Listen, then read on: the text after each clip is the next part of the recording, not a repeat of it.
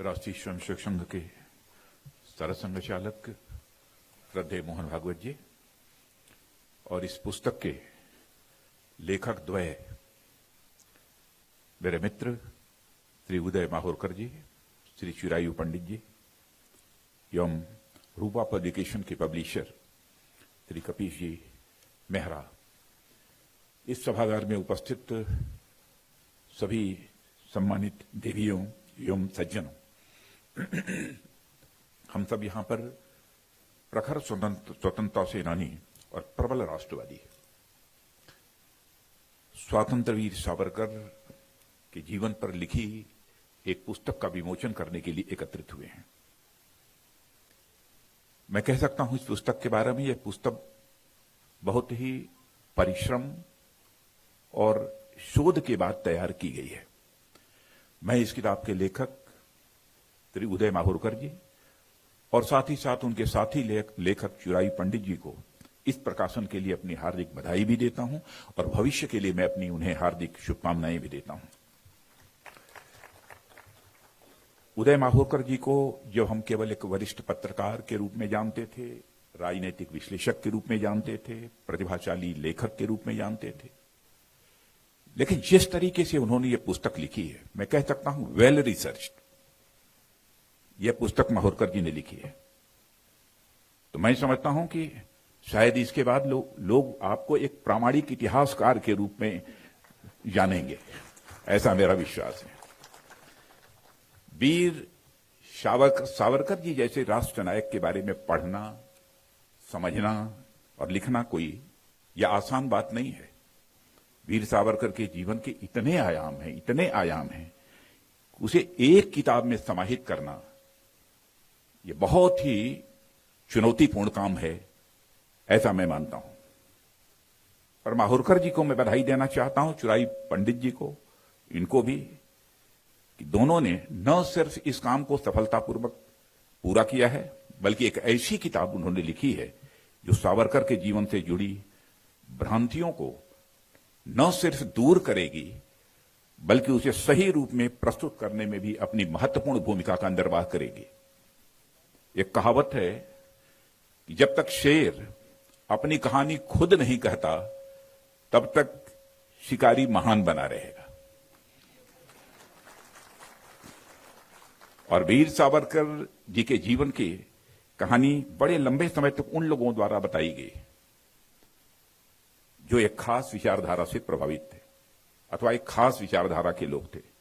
इसलिए हमारे देश में एक बड़ा तबका वीर सावरकर की जीवन यात्रा को, उनकी विचारधारा को न तो सही तरीके से समझ पाया है और न उनकी देशभक्त, उनके महान व्यक्तित्व को समझने की उसने कोशिश की है। और मैं कहना चाहता हूं कि उनके महान व्यक्तित्व और उनकी देशभक्ति से वो अपरिचित रहा है।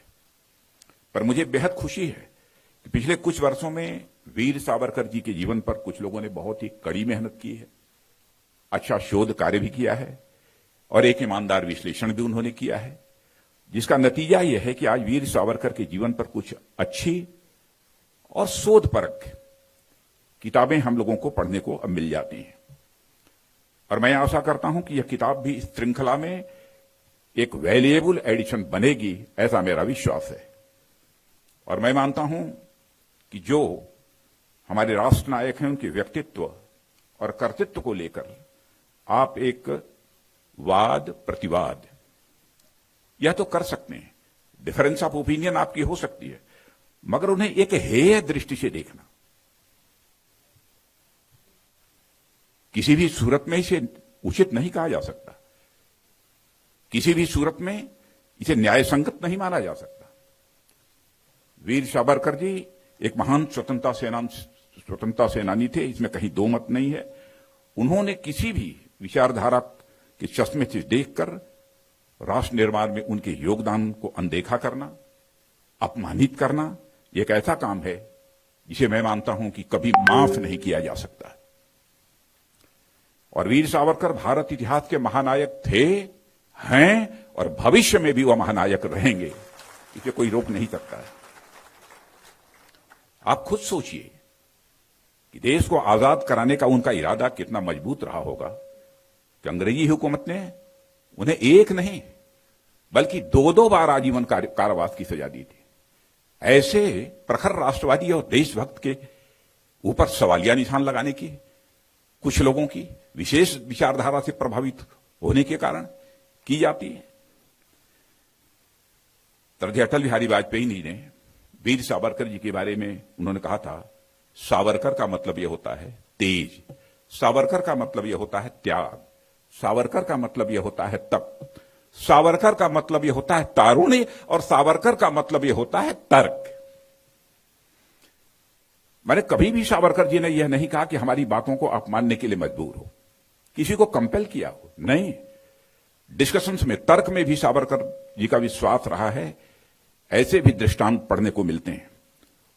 उन्होंने कहा था, अटल बिहारी वाजपेयी जी ने, सावरकर एक व्यक्ति नहीं है, एक विचार है। वह एक चिंगारी नहीं है, वह एक अंगार है। वो सीमित नहीं है बल्कि वह एक विस्तार है। यह अटल बिहारी वाजपेयी जी ने सावरकर जी के बारे में कहा। देवियों सज्जनों, वीर सावरकर एक प्रखर क्रांतिकारी थे। भारतीय विचार के साथ साथ वे पश्चिमी क्रांतियों और क्रांतिकारियों के विचार से भी प्रभावित थे। शायद आप में से कुछ लोगों को इस बात की जानकारी होगी कि मेजनी और गैरिबाल्डी जैसे इटालियन क्रांतिकारी वीरों के विचारों का उन पर एक बहुत ही असर था, और वे मानते थे कि भारत को आजाद कराने के लिए सशस्त्र क्रांति का भी विकल्प खुला रहना चाहिए था। यह बहुत ही स्पष्ट सोच वीर सावरकर की थी, और इस दृष्टि से उन्होंने मित्र मेला, अभिनय भारत सोसाइटी का गठन किया ताकि वो अपने जैसे अन्य क्रांतियों के साथ भी वह काम कर सकें। कुछ लोग वीर सावरकर को नाजीवादी और फाशीवादी होने का आरोप लगाते हैं। खासतौर पर वे लोग इस प्रकार का आरोप लगाते हैं जो मार्क्सवादी या लेनिनवादी विचारों से प्रभावित रहे हैं या आज भी हैं। सच्चाई यह है कि वीर सावरकर हिंदुत्व के विचार को मानते थे, मगर न तो वो हिंदूवादी थे, न फांसीवादी थे, न नाजीवादी थे, बल्कि वे सीधे सीधे यथार्थवादी थे और राष्ट्रवादी थे। अपने भाषणों में और लेखन में उन्होंने बहुत विस्तार से अपने विचारों को बहुत ही बेबाकी के साथ उन्होंने रखा है। यदि हम उन्हें पढ़ें तो पाएंगे कि वे उस वक्त मौजूद हर तरह की व्यवस्था की चर्चा जरूर करते थे। वे बोल्शेविक रेवोल्यूशन की भी बात करते थे, तो डेमोक्रेसी की भी, हेल्दी डेमोक्रेसी की भी वीर सावरकर जी चर्चा करते थे। सावरकर के लिए राष्ट्र कोई एक राजनीतिक इकाई नहीं थी, केवल एक पॉलिटिकल एंटिटी नहीं थी, बल्कि एक कल्चरल एंटिटी थी, एक सांस्कृतिक इकाई थी। उनका विचार था कि सांस्कृतिक समानताएं राष्ट्र के निर्माण में राष्ट्रवाद की भावना को मजबूत करने में महत्वपूर्ण भूमिका निभाती थी। यह उनकी स्पष्ट सोच थी। उनके लिए एक आदर्श राज्य और सरकार वो था जहां नागरिकों के बीच सांस्कृतिक और धार्मिक पहचान के आधार पर कोई भेदभाव न हो। मैं फिर से दोहराना चाहता हूं, उनके लिए एक आदर्श राज्य और सरकार वो था जहां नागरिकों के बीच सांस्कृतिक और धार्मिक पहचान के आधार पर कोई भेदभाव न हो। यह वीर सावरकर जी का विचार था।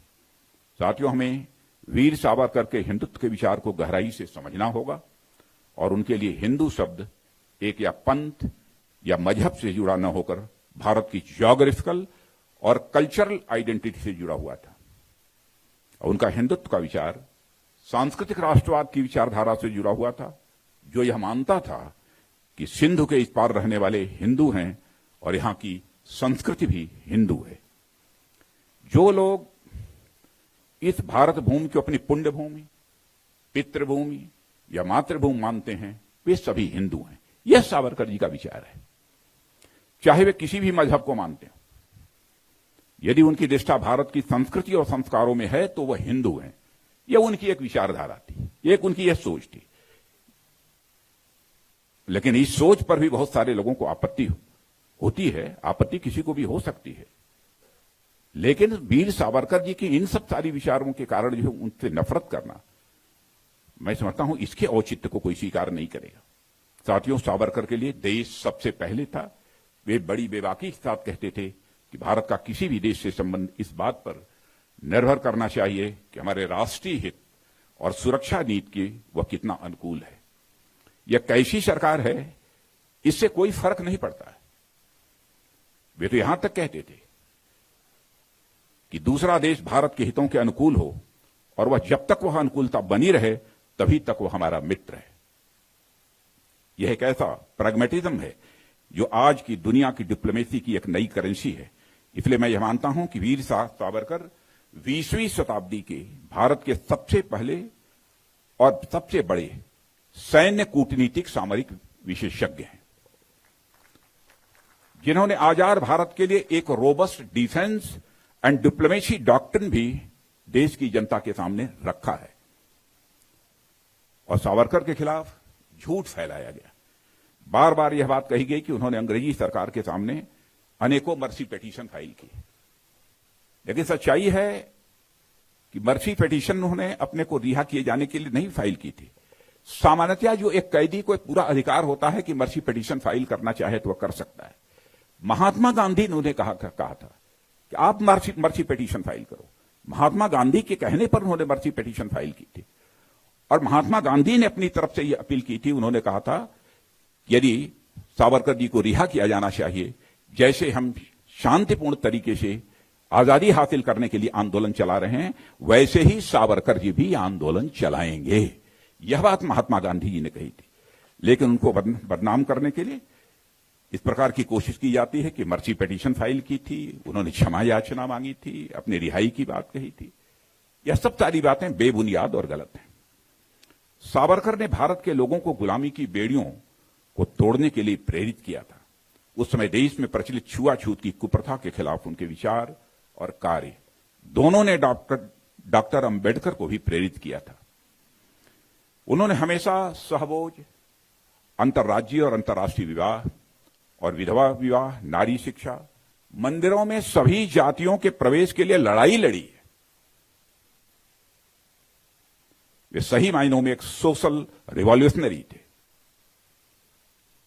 राष्ट्रवाद सावरकर की विचारधारा का अभिन्न अंग था, पर मानवता उसका आधार था। भारत को सामरिक और सांस्कृतिक रूप से एकजुट रखने में उनका प्रयास कभी भुलाया नहीं जा सकता। लेकिन कुछ लोग तो इस सीमा तक नफरत करते थे। मुझे याद है कि 2003 में भारत की संसद में एक वीर सावरकर के चित्र का अनावरण होना था। बहुत सारी राजनीतिक पार्टियों ने उसका बायकॉट किया। केवल पूर्व प्रधानमंत्री चंद्रशेखर जी उस कार्यक्रम में सम्मिलित हुए थे। ऐसे ही पोर्ट ब्लेयर में जब एक प्लॉक लगवाया गया था, तो दूसरी सरकार ने आने के बाद उस प्लॉक को जो हटवा दिया। इस सीमा तक नफरत। साथियों, शायद आप लोगों को इस बात की भी जानकारी होगी कि जब 1942 में Congress right of self determination के प्रस्ताव को पारित किया, तो वीर सावरकर ने उसका मुखर विरोध किया, क्योंकि वे जानते थे कि इसका क्या दुष्परिणाम होगा। उसी साल कांग्रेस ने यह प्रस्ताव भी पारित किया था कि अंग्रेज भारत छोड़ें मगर उनकी फौज यहीं रहेगी। इसका भी सावरकर ने डटकर विरोध किया था। मैं मानता हूं कि उदय माहुरकर जी और चिरायु पंडित की यह किताब वीर सावरकर के नई और सही रोशनी में देखने में हम सभी की मदद करेगी। मेरा स्पष्ट मानना है कि सावरकर एक व्यक्ति नहीं थे, वो विचार थे, जो उनकी मृत्यु के इतने साल बीत जाने के बावजूद भी आज भी जिंदा है। और जैसा उदय माहुरकर जी ने कहा, आगे भी जिंदा रहेगा और उनकी विचारधारा के अनुयायियों की संख्या निरंतर बढ़ती रहेगी। और मुझे लगता है कि हमारे देश के विद्वानों को सावरकर पर अधिक से अधिक रिसर्च करने की आवश्यकता है और ऐसी कई और पुस्तकें हमको लानी होगी। तब जाकर सही तरीके से लोग उनकी विचार को समझ पाएंगे, उनकी कृतियों को अच्छी तरह समझ पाएंगे। इतने महान विचारक और क्रांतिकारी की विरासत के साथ किए गए गलत को सही करने का केवल और केवल यही तरीका है और कोई दूसरा तरीका नहीं है। हमारे लिए सावरकर विचार है भारत के साहस का। हमारे लिए सावरकर विचार है भारत के सम्मान का, भारत के स्वाभिमान का। सावरकर विचार है हमारे सामर्थ्य का, सावरकर विचार है संयम का और सावरकर विचार है भारत के सनातन का, वह सनातन जो नित्य नूतन है और चिर पुरातन है। आज के इस कार्यक्रम में हमारे श्रद्धेय सरसंघ चालक जी यहां पर मौजूद हैं और मैं समझता हूं कि हम में से जितने लोग यहां मौजूद हैं, सावरकर जी के बारे में उनसे ज्यादा अध्ययन और किसी का नहीं हो सकता। विस्तार पूर्वक सावरकर जी के बारे में उनका विचार हम सबको सुनने को मिलेगा और आगे का मार्गदर्शन भी श्रद्धेय सरसंघ चालक जी का हम सभी को प्राप्त होगा। इन्हीं शब्दों के साथ मैं पुनः उदय माहूरकर जी को, चिरायु पंडित जी को अपनी तरफ से हार्दिक बधाई देता हूं और साथ ही साथ हमारे कपीश जी जिन्होंने इसका प्रकाशन किया है उनको भी मैं बधाई देता हूं और धन्यवाद भी देता हूं। धन्यवाद।